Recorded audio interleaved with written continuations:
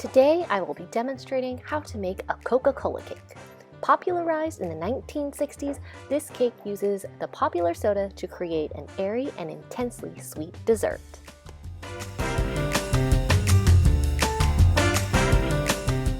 First up, we're going to make our cake batter. We're going to add 2 cups of flour, 2 cups of sugar, half a teaspoon of baking soda, 1 teaspoon each of baking powder and salt, and a 1/4 cup of cocoa powder to a bowl and mix until combined using a handy stand mixer, which home cooks did have in the 1960s. Next, we'll scatter 1 cube stick of room temperature butter to the dry ingredients and stir until completely incorporated.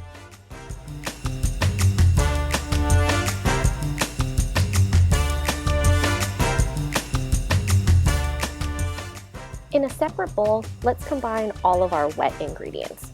We have half a cup of buttermilk, 1 cup of Coke, half a cup of vegetable oil, 2 eggs, and a teaspoon of vanilla. If you don't have buttermilk, you can add half a tablespoon of vinegar to half a cup of milk like I did. Whisk those all together until they're good and mixed.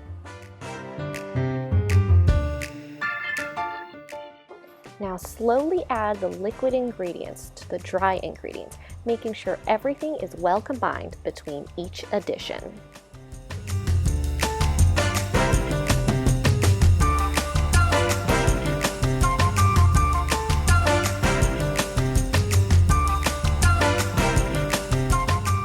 Divide the batter into 2 greased 9-inch cake pans lined on the bottom with parchment paper.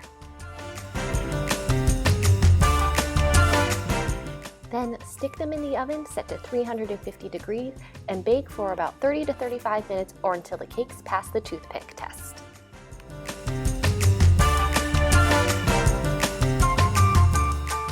While the cakes are cooling, we are going to pour 2 cups of Coke into a pot and boil it on the stove for about an hour until it is reduced to a thick syrup, and then cool it to room temperature.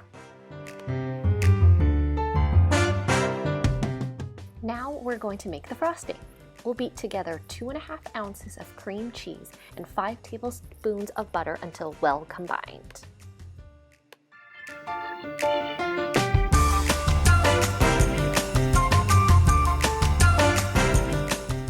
Then we'll slowly add 2 cups of powdered sugar and a 1/4 teaspoon of salt to our fats and beat until shiny and satiny. Lastly, pour in the now cooled Coke syrup and beat until well incorporated.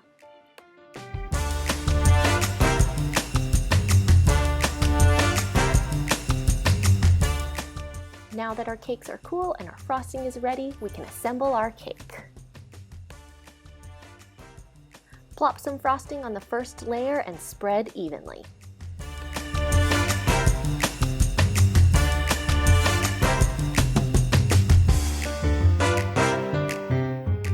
Then, very carefully, add the second layer and add the rest of your frosting to the top, and then your cake is ready to eat.